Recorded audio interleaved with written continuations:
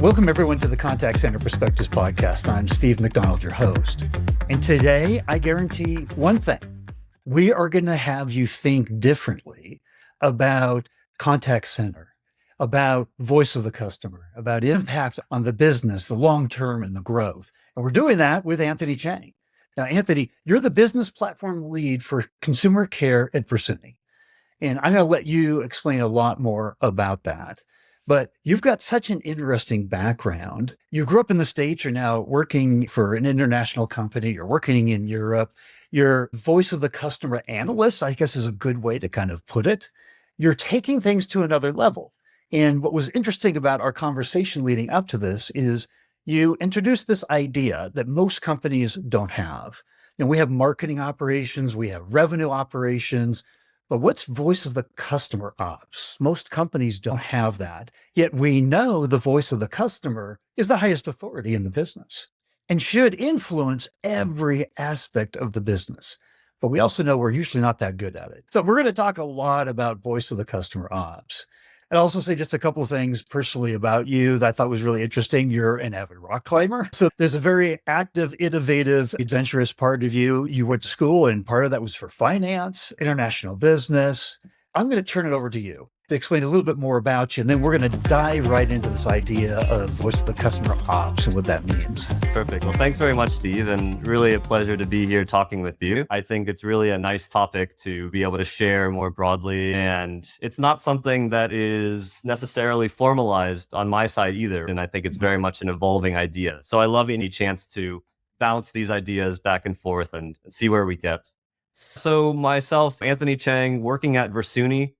You may not have heard of the company Versuni, but it is a house of brands, and the biggest brand being the Philips brand.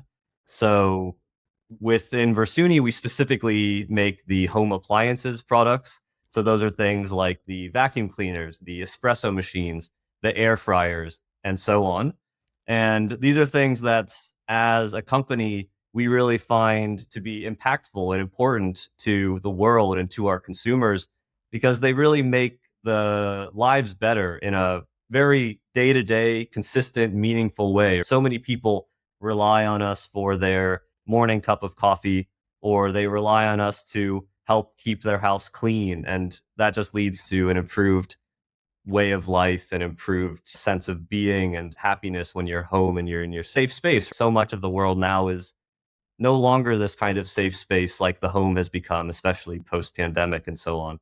So yes, very happy to be here, and especially talking about the work that we've been doing in Versuni that is focused around the voice of customer insights and the way that we've been working to spread this kind of similar idea, like you were saying, with revenue or marketing operations, connecting the different departments, a kind of interdepartmental glue, and doing the same kind of thing, not with the sales data or the marketing performance data, but with the voice of customer data. And of course, we can get into specifically, what does it mean, voice of customer data? There's so many different things that you could consider to be voice of customer data.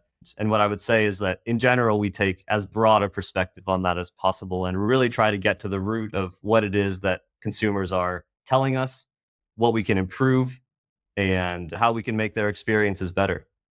Well, great. I want to talk about the voice of customer data big time, but I want to set the stage and the context here a little bit. So contact centers have the most interaction with the customers of anyone in the company. Yet there's nobody usually in the company that actually is responsible for the voice of the customer. This is a mantle for us to take, I guess, is one way to put it. And to accentuate the fact that contact centers are usually looked upon still, in this day and age, as cost centers, one of the biggest overhead costs of the business. We're going to talk about revenue contribution by understanding the voice of the customer. I had a recent conversation that I think this kind of accentuates the importance of this point. It was with a woman, her name was Efrat Ravid, and she's not only a 3-time CMO, but she's a Goldman Sachs Value Accelerator Advisor. And she said, this is how important voice of the customer is, Steve.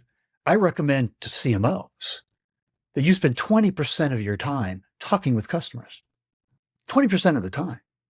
That's a lot of time, you C-suite individual. The point here is we're in a gold mine. It's called customer insights. And if we harness this correctly, it will give us an understanding of the customer that will give us an additional competitive advantage in the marketplace. So this idea of voice of the customer data and analytics and translating it and making it usable and executable by the company is no small thing. So I'm going to ask you this question. Voice of the customer data. All right, it's important. But why is it a stepchild in a lot of companies? You've talked about how there's a lot of data in companies. So one of our biggest challenges here is making sure that internally people are understanding the power of the voice of the customer. Why is that happening? And what should we be doing? Well, I think there's a few reasons, but I think ultimately one of the reasons is that it's generally more difficult to analyze it. A lot of it is free text or is somehow not as concrete. There's, of course, huge advances in tooling like the natural language processing tooling with large language models and all these AI buzzwords that are out there now that are making this kind of step change. And maybe that will be what really ends up making this kind of data more consistently available to people in a way that it wasn't before, where before, as a product manager, I don't have time to go and read every product review that comes in, but I would have time to read a summarized version of all of the reviews from last week that's been generated by some LLM.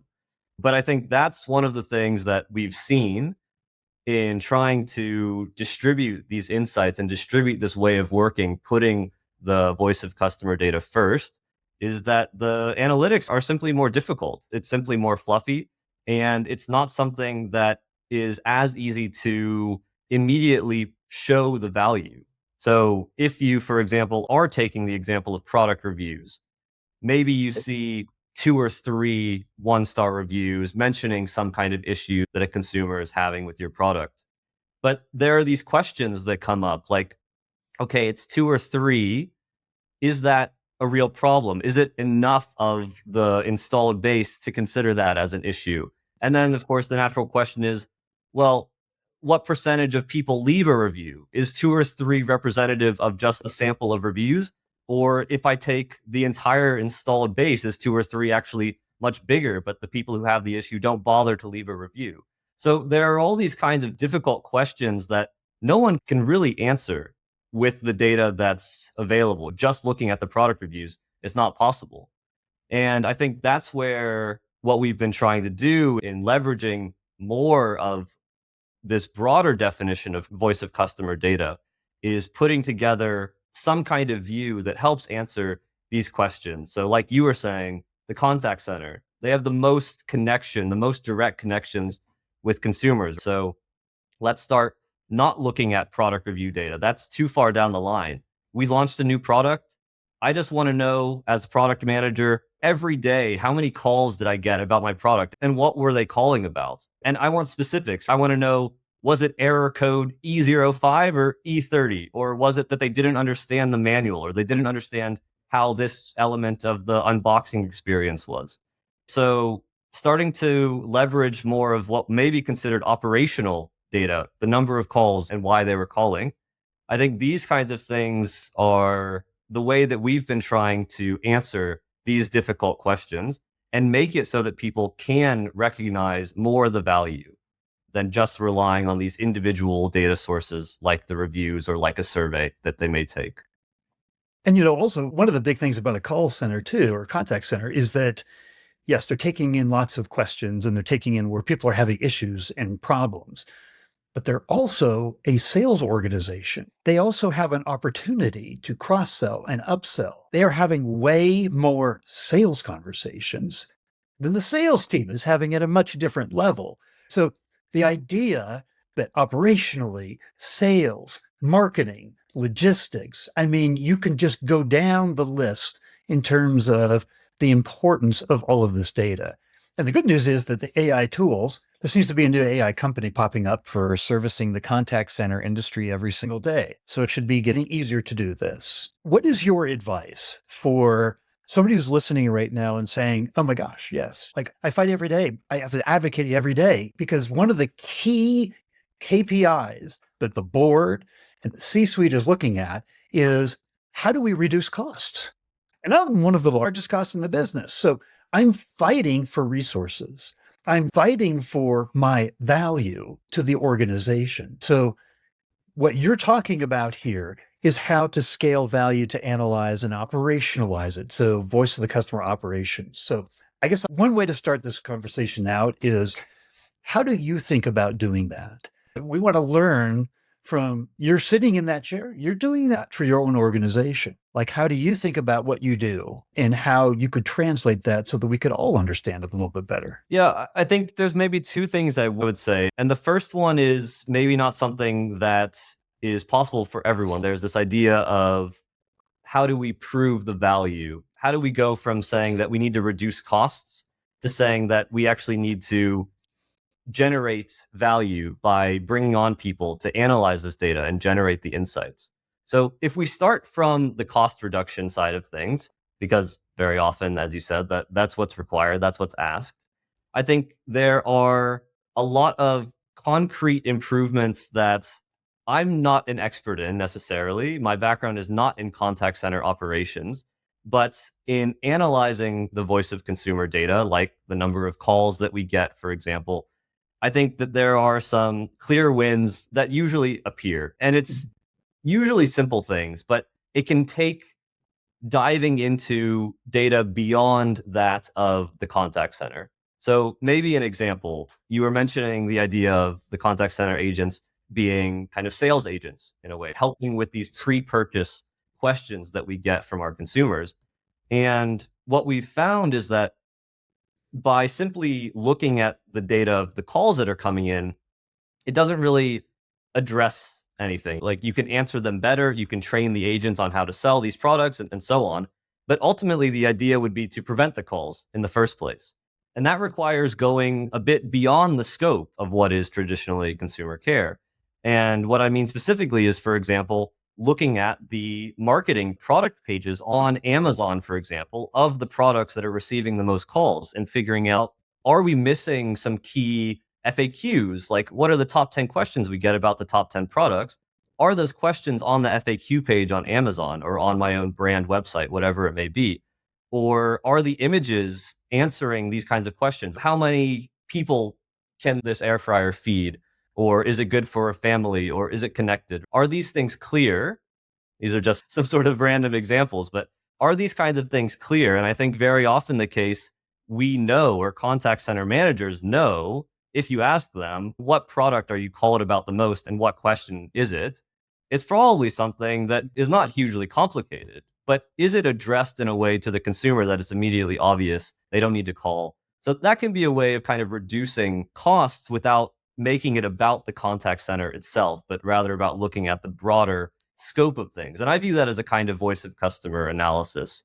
And then the other thing that I would say is, when it comes to how do you get people on board with this? How do you show them that it can generate value and that it can scale? And how do you convince people to provide additional resources to contribute to things like this in a dedicated manner? Is effectively do it yourself as a starting point, or get it done somehow that doesn't rely on anyone else. Because I think that's one of the biggest things in change management and transformations, is getting people to go along with your message, to be excited about the same things that you're excited about. And very often that doesn't happen until you show someone the value concretely for their own life, for their own job. So what we do a lot is, of course, try to enable. We try to make tooling that is universal and democratize the data as much as possible, train others on how they can get these kinds of analytics, insights, access the voice of customer data. But ultimately, the way that we always start is by saying, hey, did you know this is something that you could do and it could improve the experience of your customers? This is something that could improve the next generation of your product. It's based on these different data sources that we've collected and this analysis that we've done. Do you find this interesting? Is this helpful for you?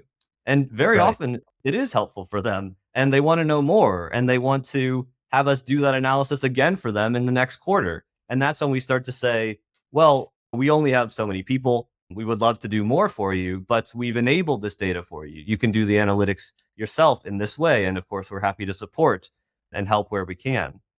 So those are the two things I would say. You can reduce costs with some things that kind of help go beyond the scope of consumer care.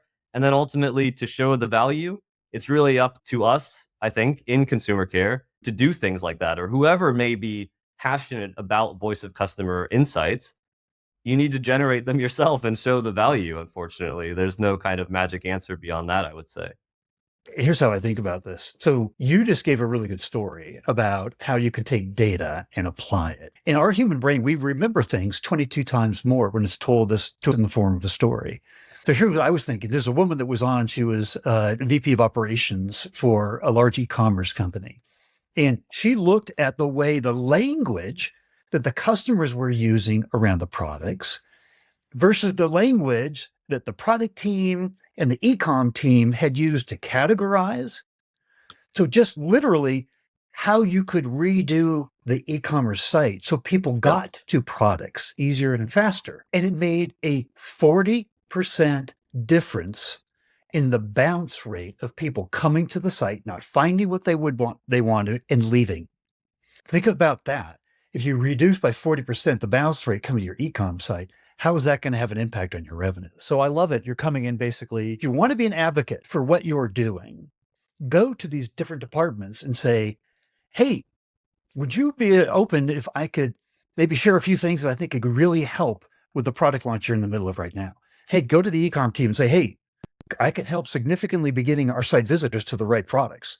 Would that be of interest to you? Know your internal customers, know their needs, because basically you're taking the gold mine and you're just translating it. You're showing them how to do that. That's the way to ask. Yeah, I think that's a great way to think about it. And I think that's also really this idea, or to make the analogy towards the marketing ops or the revenue ops, it needs to be all about these interdepartmental connections, because ultimately that's where the value is generated. As consumer care, of course, we can generate value by selling or cross-selling, but it's never going to be the kind of value that you get by, as you said, reduce the bounce rate by 40% on the website. It's practical. Connect what we're doing to very practical things that help our internal customers and other departments become more successful. If you're looked upon as a partner with them, that's helping them do what they want to do. So I guess the voice of customer operations, really, if we think about it, is there to support the rest of the company. Why else are we there? So how do we advocate for ourselves? I'm not going to ask you this question, but I'm going to assume you don't have all the resources that you want in your department. So what's one of the best ways to do that? Start showing how you can help. And if I had X, Y, and Z, we could do even more. Because what you said a few minutes ago was really, I thought, insightful. Everything you're saying is insightful. You said, we're not staffed to do it for you, but I can show you, here's the tool so you can do it on your own. The best way to do something is actually to do it. I worked in agencies for a lot of my career, and we kind of had this thing where, like, if we don't do it for our clients, it's never going to get done. You can make all these recommendations to people that are understaffed in their role, that have 150% of what to do in their role. So if you also ask the questions, if we could do this for you, would this be helpful? And so I think as much as we need to be thinking about what are we doing in voice of the customer, is how do we help ourselves do more? We'll kind of get onto a different train and track here. Maybe I can say one more thing, because to the point of, like you said, teaching others, I mentioned democratizing the data. And I think it's important also to comment that we don't leave it at that point where we say, here's the training, here's the tools, we view you as enabled, please go and do it on your own. I think what we spend a lot of time doing is actually community management and building community, building the voice of customer community within the organization. We take that as a very serious challenge and as a very important part of our day-to-day. So as the kind of voice of consumer central team, we spend the time to plan and host the different meetings, maybe monthly or bi-monthly, whatever it may be, depending on who you're working with. But we take that on ourselves to plan and host those sessions with the e-commerce team or with the marketing team or with the businesses. And in that way, we build that kind of recurring relationship with them. And then as a larger voice of consumer organization, or community, I should say, we try and ensure that everyone is connected. and aware of what's possible and what's being done. And we aren't looking to silo the insights in any way. Maybe some people are interested in some insights more than others. It's not something that we only share this kind of insight with this team and this one with this team. We try and make it all as visible as possible and as transparent as possible, because you never know when someone may be inspired by something. Oh, you did that for this person, I could do the same thing. I would say that this community building is the kind of next step beyond, once you said, like you said, once you start doing it yourself to show the value, then really bring that together with an ongoing relationship and a community as much as possible. I love that. So now what you're doing is you're adding responsibilities. So that's good. These are all good things, because when we come in to get the job done right, we have to say, well, here's what we need to be doing. Now, if you start building that community and it starts to take off, there's an opportunity to garner more resources to say, look, we are the glue. So this is the most important community that we have inside the walls within our company. I love that. There's this notion that voice of customer coming from the contact center directly impacts revenue. And you can infer that from a lot of things that we've already been saying. But you talk about having it tied to customer lifetime value, net reoccurring revenue, NNR, key KPIs that every important decision maker in the company is looking at. So we can say, hey, we're important. We helped out with that product launch. We did this. And so inferring, we're kind of like a couple of steps removed, at least, because, oh, we have the conversations, we translate the conversations, we build that community, we share it. Hopefully they do something with it, and then that will impact revenue. So I'm interested on your thoughts about the connection to customer lifetime value and NNR, and how you think about making those connections internally. I think the main way that I think about them is that we are, in some ways, as you said, a few steps removed, but that's only in the, let's say, traditional view, or this conservative view of the way that contact centers are kind of maybe this kind of post-purchase support organization or a pre-purchase organization. But what we've worked to establish, and I think that we've done very well, is worked to make the journey as flat as possible, the customer journey, our sort of end consumers really buying the products.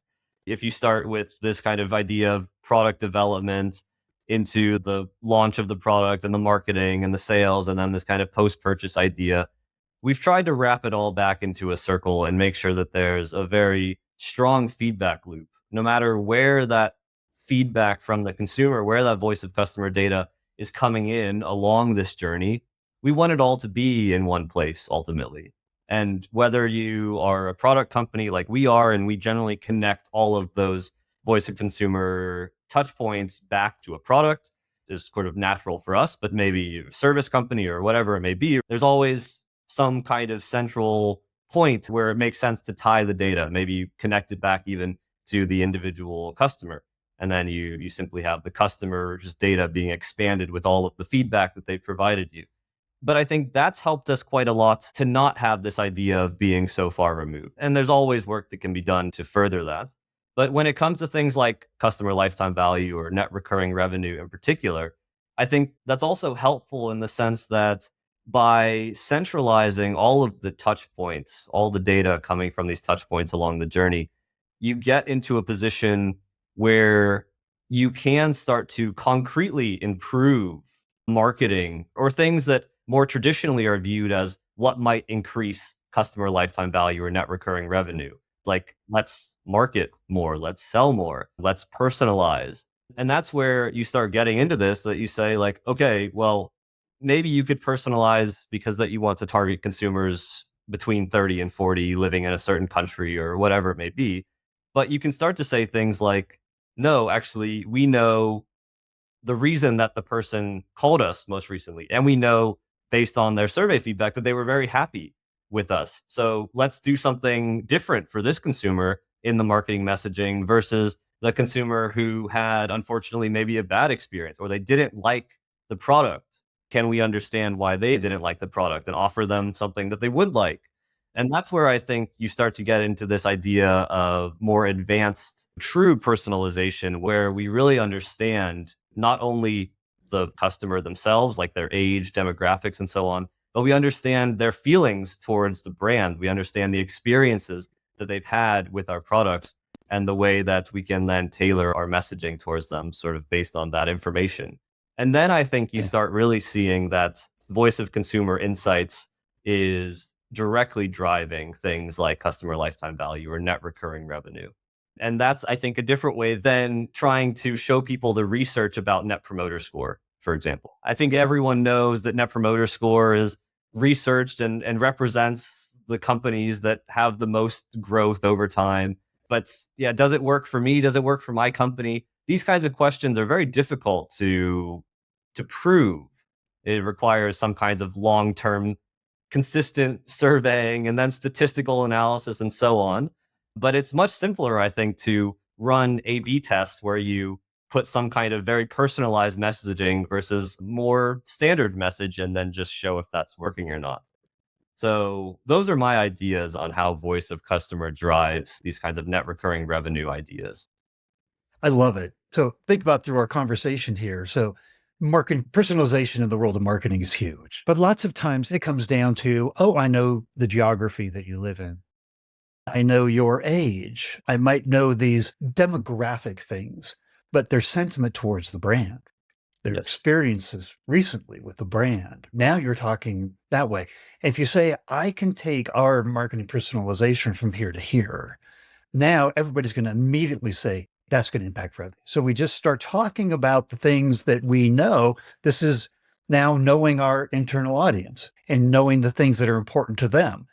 So I love that. A way of talking internally, that community that you're talking about creating and understanding them, talking their language that will be translated into, oh, you're going to help me do something that's going to increase the revenue. Marketing is all about, how do I increase revenue? How do I market, create leads on the site or wherever? How do I help them to work more?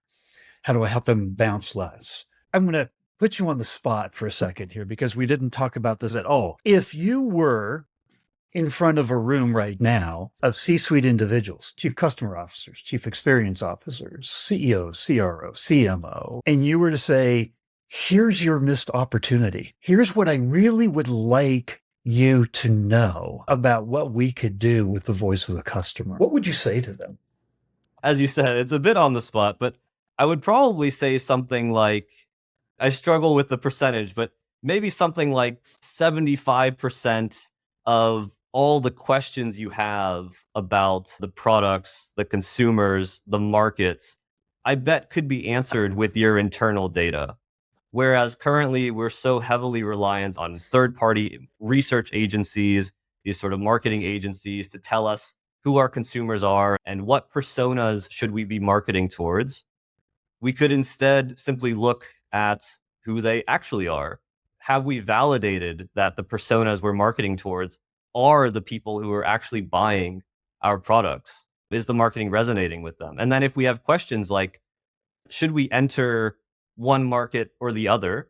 Of course, there's always going to be the role of external market research, but have we tried looking at the product reviews of the competitors who are in the market currently? Are people happy with their products? Are there things that maybe they aren't happy with? Do we see a clear gap in the market in terms of product functionality where we could play based on the product reviews?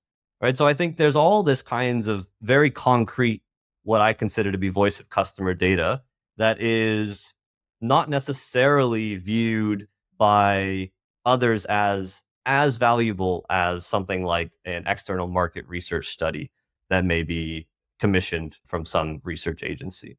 So yeah, I guess in general, what I would say is that the missed opportunity is the gold mine of voice of customer data that is more difficult to analyze, takes more time, requires integration between different data sets, requires connecting between different departments in the company, but ultimately is about your specific customers. It's not about some general idea of a customer or of a persona or of a country even. It's about the people who are specifically buying your products, who you could convert to be the most loyal consumers if you understand what they want, what they're struggling with, and address that specifically. That was a brilliant answer. I knew. That's why I asked the question. You would have insights there. I'm going to ask for an extension on this line of thinking. You operate in over 100 different countries. So your contact center, I can only assume, is not only employees of the company, but you're using BPO partners, you're using outsourced partners. You have to, all those different languages, all those different countries and everything. So the importance of the voice of the customer data also has to be mined across these BPO partners. So I guess the question here is, how important is the strategic role of these BPO partners? Because a lot of BPO partners are brought on because I've got to cover these geographies and these languages or time zones that we don't want to cover from our home office, and they're cheaper. So let's save money and let's kind of like just make sure that we're covering all those questions that are coming in. But I would imagine that is a significant portion of the voice of customer data. So to the person who is making the decision on hiring a BPO partner, what do you want to say to them in terms of how they should be evaluating these BPO partners? Well, I think it's not necessarily my area of expertise when it comes to these kinds of like evaluation of different BPOs. And there's people who are much more experienced than that. But what I can say is that we work very closely with our contact center partners to benefit from the voice of consumer analytics. So it's not something that we build for ourselves internally and don't share externally, let's say. So anything that we're building that is, for example, able to summarize the free text of survey feedback, that's something that could be used in a way to understand, are people happy with a product experience? Are people happy with the delivery experience for the supply chain team and so on? But of course, we can also use it to understand, are people happy with the agent experience? And if you're anyway building tools or using large language models to summarize free text, and you're asking about, tell me everything that people like and dislike about the products and like and dislike about the delivery. What do they like and dislike about the agents as well? Is it something that we could concretely pass back to our BPOs? Or even better, enable the supervisors in the same way that we enable the product managers, democratize the data in that way. So everyone is using the same capabilities that are being built centrally by a voice of customer operations team, if we talk in that way. And they're using them for their own kind of benefit. And ultimately, everyone is looking for, how can I benefit from something? So the supervisors no longer need to manually read the feedback that's coming in, or it can help summarize the next kind of training topic that should be given to the agents by the people responsible for the learning and the training in the contact centers, because you can start to concretely see trends. This gets maybe more operational. It's not even voice of customer, but just basic things like which products have the most handling time. That one's pretty operational. So you can start to look at that, but you can also start to look at things like not handling time, but satisfaction, or just the customer effort score, for example. Which products have sort of viewed the highest effort score, and then sort of take that as an angle that isn't purely operational. It's based on the customer feedback, but to use that to feed back into the sort of prioritization for training. The main thing that I would say about BPOs is find people who are not just looking at the operational data, find people who are very curious to follow it through to the end and understand the impact that ultimately that engagement had on the consumer, whether that's someone who was happy with the service and maybe ended up converting, or it wasn't, and what can we do to improve that together. It's really someone who will be a partner through and through to the end of whatever that voice of consumer insight ends up being. So here's one of my takeaways that I want to ask. Is it the right one from what you're saying? You said a lot. Yeah, I said a lot, and that's really not my area of expertise. But your area of expertise is using and making sense out of the voice of the customer. So the contact centers is where we get that data. If we're managing BPO partners and we're taking on new BPO partners, just as like with our agent pool, with more and more AI, the easy things are getting handled. So the agents are addressing more complex issues. The training, the requirements, who you're looking for when you're hiring an agent is changing because of the role that they're changing. Is there an analogy to hiring BPO partners from your perspective? Because if we're on this gold mine, but they're part of the gold mine all over the world, should we be hiring BPO partners that are more cognizant of, I need to be providing in better feedback? I need to be an advocate for this voice of the customer Sure. versus I'm going to be a low cost alternative that hopefully isn't going to hurt your CSAT score. I think that's a really fair point, and I think definitely the answer, in my view, would be yes. And I think we see, as you said, that a lot of our data is reliant on them. And of course, the more operational data is not so more reliant on the systems that we manage globally. But when it comes to things like the summary of the call, for example, we really rely on the structures and the quality of the agents and of the processes laid out by us together with the BPOs to make sure that we're tracking the information that we need about that call. And of course, these days you could just say feed the whole transcript of the call into a large language model. But is that overkill? Maybe it won't be because it's just so easy. But we very much like to work in a way that our agents and our BPOs help us to understand why people are calling. And I think having that kind of insight available at our partners is something that makes a big difference because it means that we can very quickly understand, for example, if there was a increased volume of calls in a certain week and it was about a certain product, for example, then it's very easy for us to get a sense of what happened because we've asked for these kinds of summaries to be created in a certain way or these kinds of notes to be taken in a certain way. And it's clear to both parties that this is important for more than just, let's say, tracking for bonuses or tracking against a service level agreement. It's about something bigger. It's about being able to really analyze the impact that's being had on the consumer. I love it. One last question, because we have covered a lot of territory here. And here's the question. If there was one thing that you wanted executives in the contact center industry that are watching this podcast to take away from our conversation, if there's one thing to take away, what would that be? I think it's probably something along the lines of this idea that contact centers are cost centers. And this is the idea that I think a lot of us in consumer care are trying to cast off. We're trying to prove our value and become these profit centers that are generating value for the organization. I would really say to think outside the box as much as possible in how to achieve that. And I think we've talked about different ways to do that, ways that I've found to be helpful and successful in sort of casting off that impression. But I would really say that's my message. Don't be reliant on these ideas that we can cross sell and upsell, and maybe we can sell an extended warranty here or there or whatever it may be. I think we can go much bigger. We can go much bolder as people in the consumer care industry. And we can really tell every department in every company, hey, I have something that could help you and help our consumers to have a better experience and a better perception of our brand. And whatever that is for you, I can't answer necessarily, but I am absolutely certain that there is something in the consumer care space, in the voice of customer data that you can find to improve the value of the business. Fantastic takeaway. So here's one thing I'm going to guarantee. People are going to have questions after this. Is it okay if we provide a link to your LinkedIn profile so that people can reach out to you?